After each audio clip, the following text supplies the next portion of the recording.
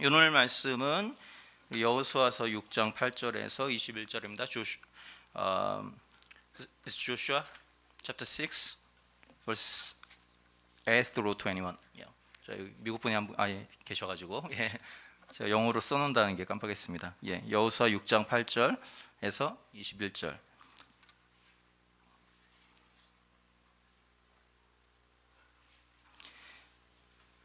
자, 우리 구약성경 326페이지입니다. 우리 찾으셨으면 한 목소리로 같이 천천히 우리 읽도록 하겠습니다. 함께 읽습니다.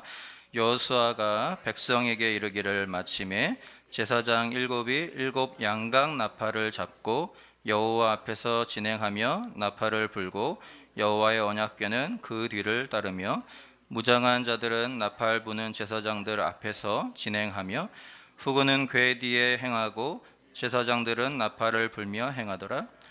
여호수아가 백성에게 명하여 가로되 너희는 외치지 말며 너희 음성을 들내지 말며 너희 입에 아무 말도 내지 말라.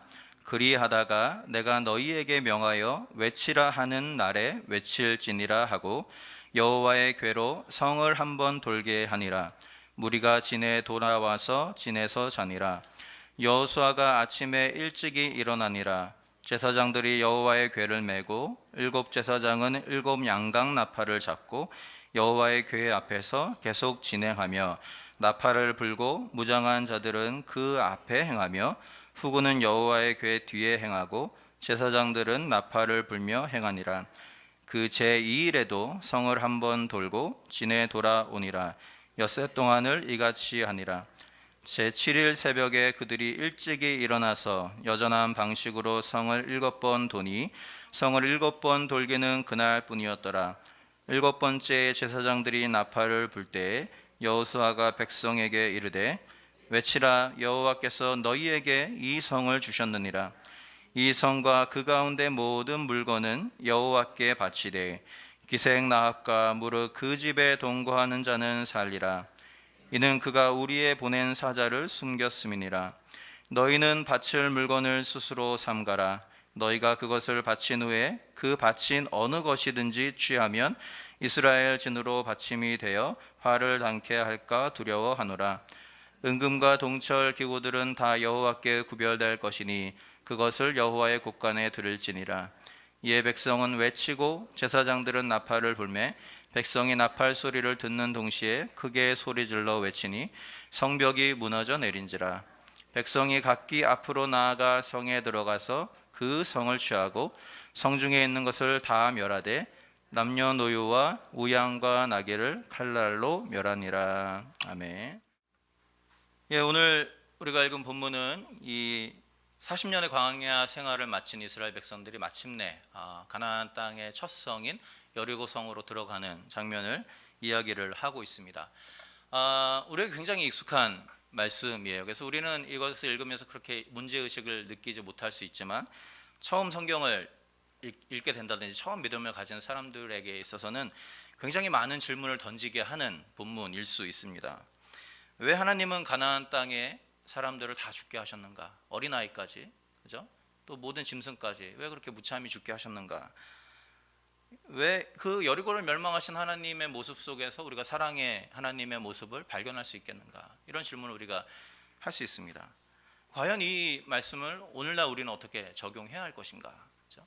이런 질문에 대한 대답이 쉽지 않기 때문에 이 말씀이 때로는 사람들로 하여금 하나님을 향한 믿음을 갖는데 걸림돌로 작용하게 하는 경우들도 종종 있습니다. 오늘 이 말씀, 이 짧은 시간 말씀을 통해서 그것에 대한 대답을 제가 다 드리기는 어려울 것 같습니다. 다만 오늘 본문이 말하고자 하는 핵심이 무엇인지 우리가 좀 역사적인 배경과 성경 전체적인 내용을 좀 살펴보면서 우리의 그런 의문들을 좀 해소하고 이 속에 숨겨져 있는 하나님의 은혜가 무엇인지 우리가 함께 생각해보는 시간을 가지면 좋겠습니다. 이 여리고 성 정복에 대한 몇 가지 대표적인 잘못된 해석의 예들이 있습니다. 첫 번째는 뭐냐면 이 장면을 그대로 문자 그대로 받는 거예요. 그래서 기독교인이 아닌 다른 종교를 가진 사람들을 핍박하고, 그죠? 그들을 이렇게 어렵게 하는 것을 정당화시키는 식으로 해석을 하는 겁니다. 대표적으로 우리가 잘 아는 십자군 정쟁이 그런 예이죠. 그죠? 이슬람에 의해서 빼앗긴 성지 예루살렘을 탈환하자. 그리고 거기에 있는 예루살렘 그 이슬람 사람들을 죽이는 것이 하나님의 뜻이다. 이렇게 적용을 해버렸습니다. 그렇게 해석을 해버렸어요. 그래갖고 수많은 기독교인들이 그 지역으로 가서 많은 이슬람 사람들을 살육하는 그런 안타까운 역사를 우리가 잘 알고 있습니다. 이런 잘못된 해석을 통해서 지금도 많은 이슬람 사람들과 기독교인들 간에 골이 깊은 그런 증오와 갈등의 문제들이 아직도 여전히 남아 있는 것이죠. 이런 해석의 문제는 뭐냐면 오늘 이 본문이 특정한 시대의 특정한 사람들에게 일어난 일들을 기록하고 있다라는 사실을 간과했다라는 거예요. 여리고성을 정복하고 여리고성을 다 무너뜨려라라는 명령은 수천 년 전에 가나안 지역에 있었던 이스라엘 백성들에게 주신 독특하고 특별한 명령이었어요. 근데 그것을 우리 수천 년 동안의 문화적이고 시간적인 갭을 생각하지 않고 그것을 오늘날 그냥 그대로 가지고 와가지고 하나님을 대적하는 모든 사람 죽여도 돼 이렇게 말해버리면 안 된다는 것이죠. 성경을 잘못 해석하는 태도라고 할 수 있습니다. 이와는 전혀 또 다른 해석이 있는데요. 이건 뭐냐면 본문을 지나치게 영적으로 해석하는 겁니다. 예를 들면 가장 쉬운 예는 이거예요. 예를 들어서 우리 교회에서 이제 건축 부지를 찾고 있어요, 그죠? 교회 건축을 하려고. 근데 어디 좋은 땅이 생겼어요. 그래서 그 땅을 우리에게 주시라고 한 바퀴씩 맨날 돈다는 거죠. 그랬더니 하나님이 주셨더라. 이런 해석. 또는 우리가 좋은 학교나 좋은 직장을 들어가기를 원했는데 그래서 그곳을 가서 매일 한 바퀴씩 돌았더니 하나님이 그것을 우리에게 주셨더라. 이런 류의 해석도 비슷한 문제를 가지고 있습니다. 어떤 문제를 가지고 있냐면 본문의 역사적이고 문화적인 배경들을 다 무시하고, 그죠? 그냥 여리고성은 우리가 가지고 있는 장애물을 상징하는 것이고, 그죠? 여리고성이 무너지는 것은 우리가 가지고 있는 장애물이 해결된 것이다. 그냥 그렇게 그냥 건너뛰어 버리는 거예요. 중간에 이 단계들을. 물론 이것이 틀렸다는 말이 아니라요. 그렇게 적용할 수도 있고 그렇게 우리 개인적으로 우리가 그런 은혜를 받을 수 있습니다. 그러나 이런 지나치게 영적으로 성경을 해석하는 것은 본문의 핵심을 놓치게 만드는 경우들이 종종 있다라는 거예요. 그렇기 때문에 이런 논란이 되는 본문을 우리가 이해할 때는 여러 가지 역사적이고 문화적인 배경들을 좀 살펴보는 것이 필요합니다. 오늘 하나님께서 여리고성을 완전히 멸망하도록 하신 이유가 무엇인가 이것을 이해하려면 본문에서 우리 반복해서 말하고 있는 하나님께 바치다라는 그 말의 의미가 무엇인지 우리가 좀 먼저 이해할 필요가 있습니다.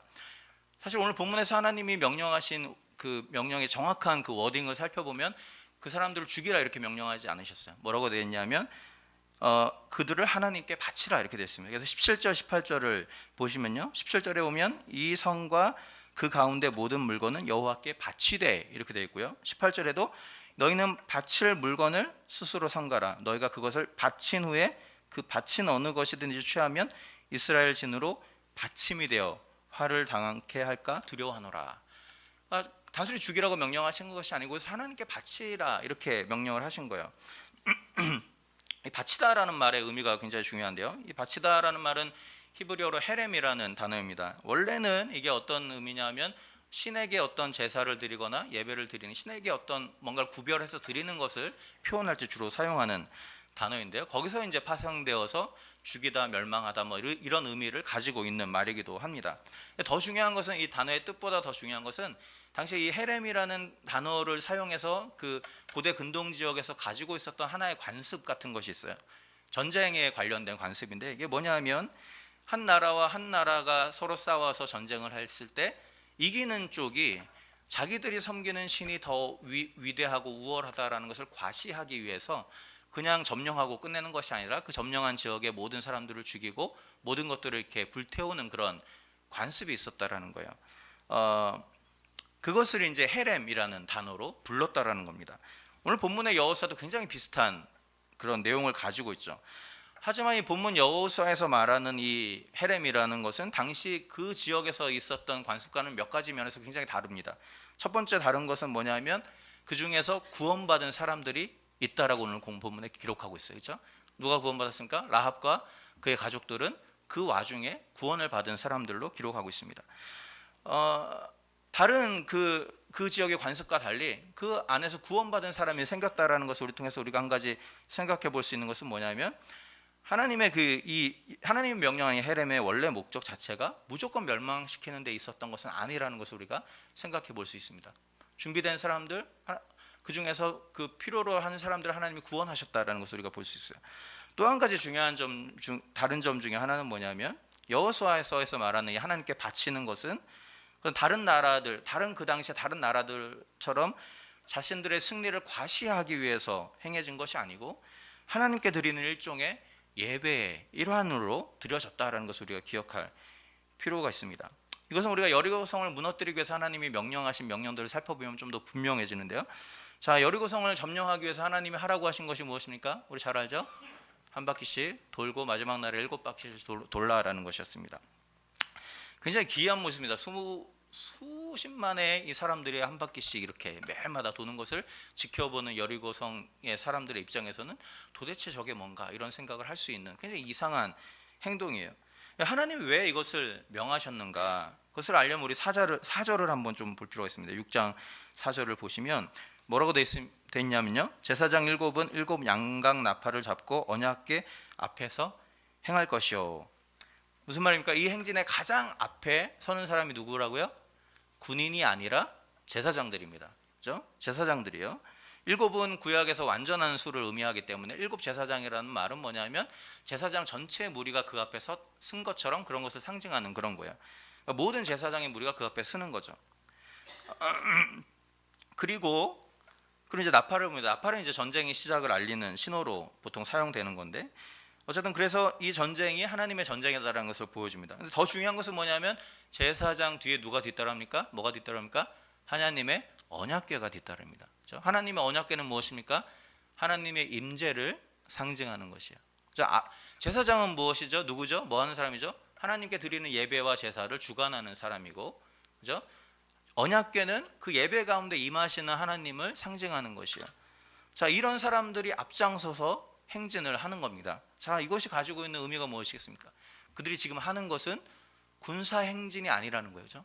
군사 작전을 하는 게 아니고 제사장의 주도하에 하나님께 예배를 드리고 있다라는 것을 상징적으로 보여주고 있는 것이죠.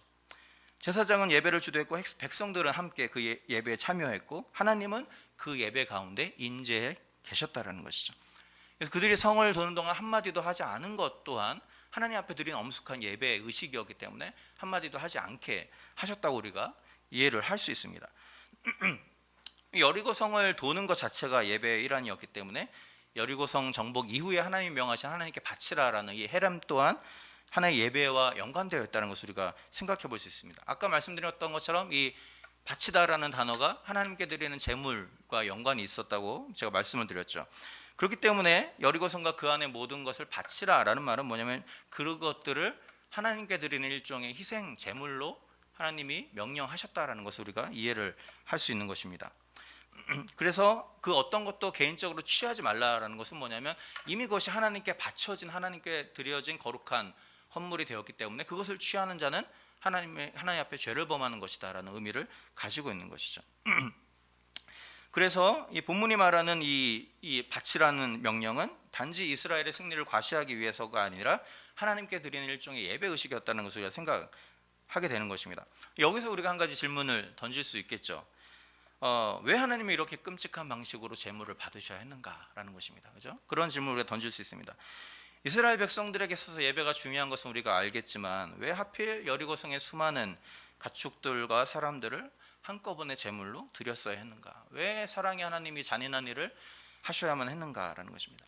이런 의문을 우리가 쉬운 대답은 없습니다. 다만 한 가지 분명한 것은 무엇이냐면 여리고성의 멸망은 그들이 지었던 죄와 깊은 관련을 가지고 있었다는 것이죠. 신명기 9장 5절을 한번 보실까요? 신명기 9장 5절을 보시면 이런 말씀이 나옵니다. 내가 가서 그 땅을 얻음은 너희 의로움을 인함도 아니고 내 마음이 정직함을 인함도 아니고 이 민족들의 악함을 인하여 내 하나님 여호와께서 그들을 내 앞에서 쫓아내심이라. 이미 가나안 땅에 들어가기 전에 이미 하나님이 이 지역 가운데 있었던 악한 일들에 대해서 알고 계셨다는 거예요. 그 악한 것 때문에 그들을 쫓아내고 이스라엘 백성들을 들여보낸다. 결국 여리고성을 정복하는 그 정복 자체가 하나님의 심판이라는 것을 여기에서 이야기를 하고 있는 것이죠. 자, 그러면 그들에게 도대체 어떤 죄가 있었길래 하나님이 그들을 이렇게 심판하실 수밖에 없었는가? 레위기 18장에 보면 재미있는 내용이 나오는데요. 거기 보면 그 가나안 땅의 가증한 풍속을 본받지 말아라라면서 이런 말씀을 합니다. 제가 한번 읽어드릴게요. 어미의 하체를 범하지 말고 아비의 하체를 범하지 말고 내 자매의 하체를 범하지 말고 손녀나 외손녀의 하체를 범하지 말고. 무슨 얘기죠? 그 지역 가운데 근친상간의 죄악들이 가득했다라는 것을 이야기를 합니다. 또 무엇을 이야기하냐면 그들의 너희의 자녀를 죽여서 몰렉에게 드리지 말아라. 뭐요? 어린아이를 인신제사를 드리는, 어린아이를 죽여서 인신제사를 드리는 풍속이 거기에 있었다는 거죠. 또 뭐라고 얘기하냐면 짐승과 교합하지 말아라 이렇게 얘기합니다. 짐승과 교합하는 죄악도 그들 가운데 있었다는 것을 알 수 있어요. 요새 그 목록으로 몇 개 나와 있지만 그 말은 뭐죠? 그 지역 자체가 엄청나게 많은 죄악이 횡행하던 그런 지역이었다는 것을 하나님이 이야기를 하고 있는 것이죠. 여리고 땅도 예외가 아니었다는 것입니다. 결국 가나안 땅에 이런 수많은 죄가 가득 차 있었고, 그렇기 때문에 여리고 성의 멸망은 일종의 한편으로는 하나님이 그들에 대해 주시는 하나의 심판이었다라는 것을 우리가 생각할 수 있습니다. 사실 하나님이 오래 참으셨습니다. 왜 그것을 어떻게 알 수 있냐면요, 창세기 5장에 보면 아브라함에게 만나서 아브라함에게 그 창세기 15장이죠. 5장이 아니고 15장에 보면 아브라함을 만나서 아브라함과 언약을 체결하는 장면이 나옵니다.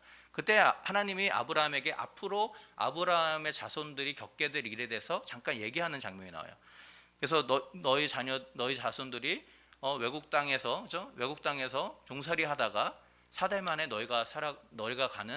너희가 있는 그 가나안 지역으로 갈 것이다 이렇게 말하면서 뭐라고 말하냐면 15장 16절에 보면 이런 말이 나옵니다. 내 자손은 4대 만에 이 땅, 가나안 땅이에요. 이 땅으로 돌아오리니 이는 아모리 족속의 죄악이 아직 관영치 아니함이니라. 이미 아브라함 시대부터 그 지역 가운데 있었던 수많은 죄에 대해서 하나님이 알고 계셨어요.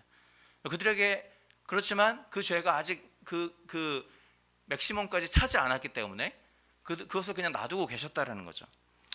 다시 말하면 이스라엘이 가나안 땅에 들어오기까지 많은 세월 동안 하나님은 그들의 죄를 참고 인내하고 계셨던 것. 다시 말하면 그들에게 기회를 주고 계셨다라고 우리가 볼 수 있습니다. 그렇죠? 그들이 돌아오고 그들이 회개하고 그들이 죄악에서 돌이키면 하나님은 어떤 식으로든지 그 땅을 멸망하지 않으실 수 있는 하나님이었던 거죠.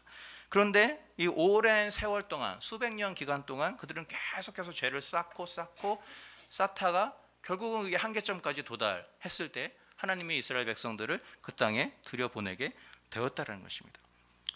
무엇을 위해서요? 그 땅에 있는 죄를 뿌리 뽑고 하나님을 경외하는 거룩한 공동체를 그 땅 가운데 만들기 위해서였다라는 것이죠. 그렇기 때문에 여리고성의 정복은 하나님의 심판인 동시에 또 그 땅, 죄로 인해서 신음하던 그 가나안 전체 지역을 회복하는 하나님의 그런 어떤 여정의 시작점이기도 했다라는 것이죠.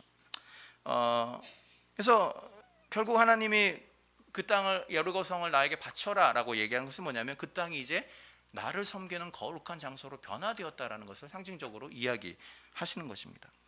결국 우리가 알 수 있는 것이 무엇입니까? 이스라엘 백성들은 정복 전쟁을 수행하는 군사로 여리고성에 입성한 것이 아니라는 거예요. 그들은 하나님을 예배하는 제사장으로서 하나님의 거룩한 땅으로 변화된 여리고에 입성하게 되었다는 것이죠.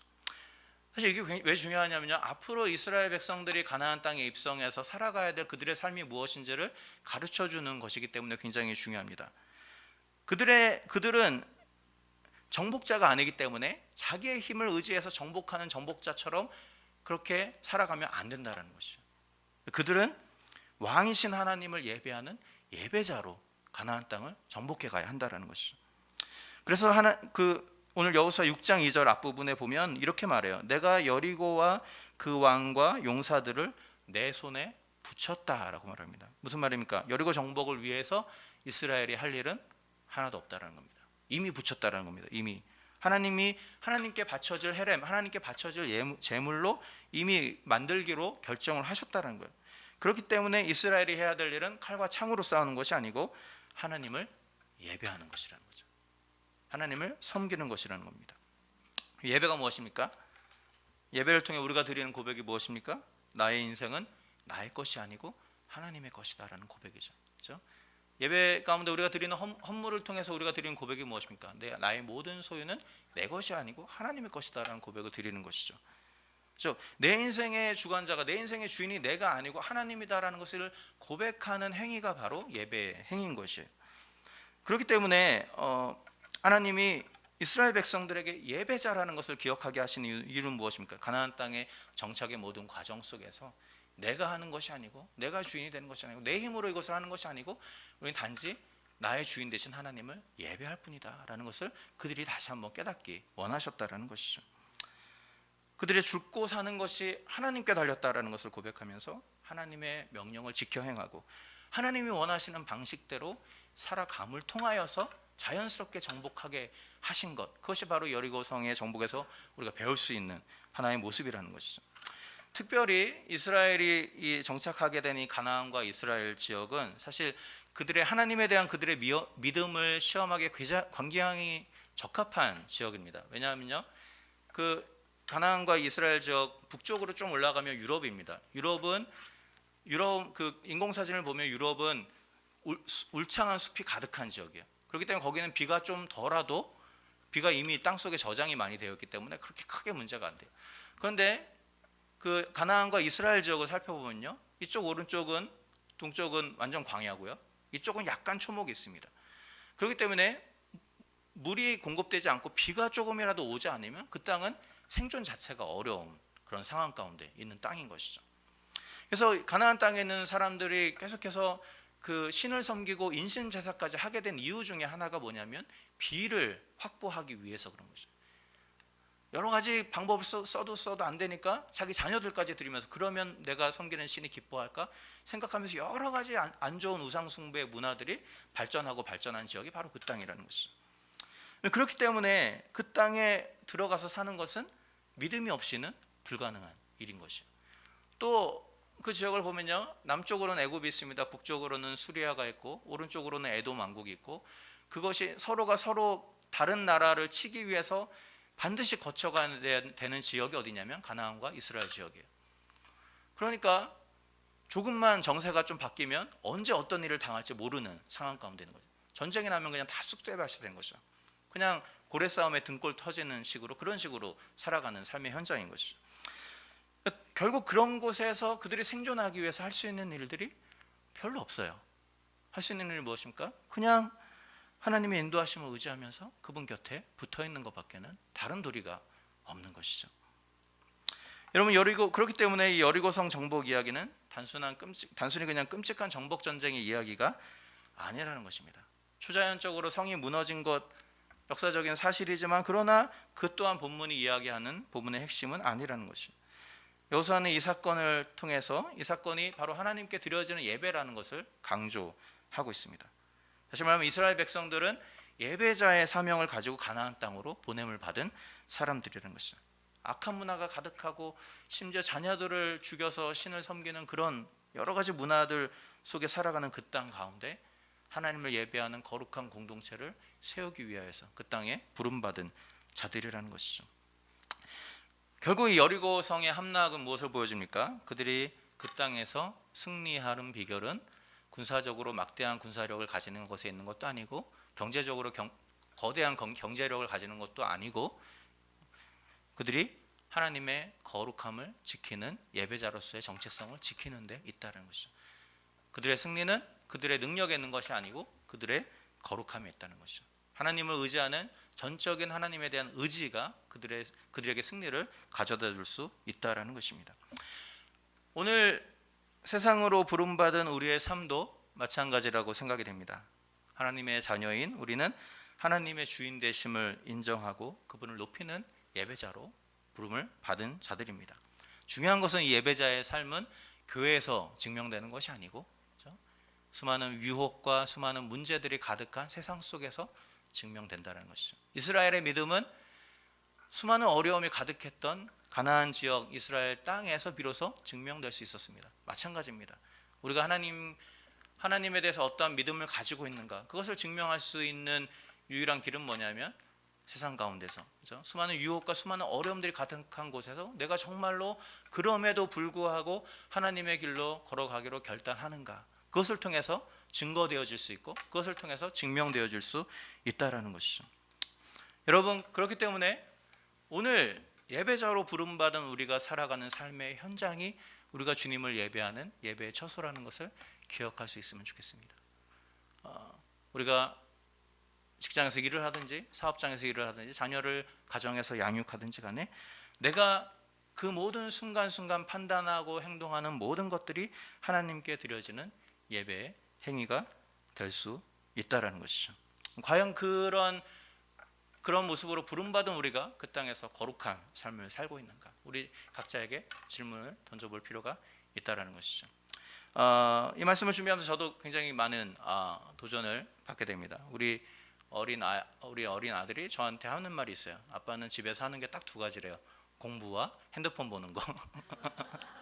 그 말은 뭐냐면 계속 방에서 안 나오고 공부만 하다가 잠깐 나오면 이제 핸드폰을 보는 거죠. 뭐 메일도 확인해야 되고 뭐 사야 될 것도 있고 그런 모습을 보면서 과연 나는 정말로 이 가정에서 예배자로서의 삶을 살고 있는가, 이런 것들을 생각하게 보게 됩니다. 여러분, 우리 삶의 현장이 예배의 처소라는 것을 기억한다면 사실은 우리의 삶의 모습이 좀 더 바뀌어져야 한다고 생각이 되어집니다. 이스라엘 백성들이 정말로 자신들이 예배자로 부름을 받았다는 것을 끝까지 인식하고 있었다면 그들은 그곳에서 실패하지 않았을 거예요. 근데 여러 가지 어려움과 문제들이 생길 때 하나님이 주인이시고 그 주인을 예배하는 자로 부름받았다는 사실을 까맣게 잊어버리고, 그렇죠?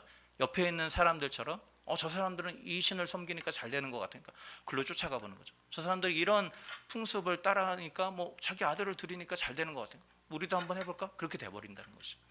우리가 기억해야 될 것은 뭐냐면 우리는 예배자로 부름받은 사람입니다. 주님을 주인으로 섬기는 사람들로 부름받은 자들이라는 사실입니다. 이 사실을 기억하면서 우리 삶의 현장에서 어떤 어려움과 어떤 문제들, 어떤 유혹이 있든지 간에 우리가 예배자로서 이 땅을 예배의 처소로 만들어가는 사람으로 부름받았다는 것을 기억하는 여러분들이 됐으면 좋겠습니다. 그래서 우리의 주일날 드리는 예배뿐만 아니라 여러분들의 가정에서 하는 모든 생활이, 여러분의 직장에서 보내는 모든 순간들이 하나님께 드려지는 거룩한 예배로, 하나님이 기뻐 받으시는 거룩한 예배로 그렇게 쓰임받고 드려지는 저와 여러분들의 삶이 될 수 있기를 주님의 이름으로 부탁을 드립니다. 기도하겠습니다.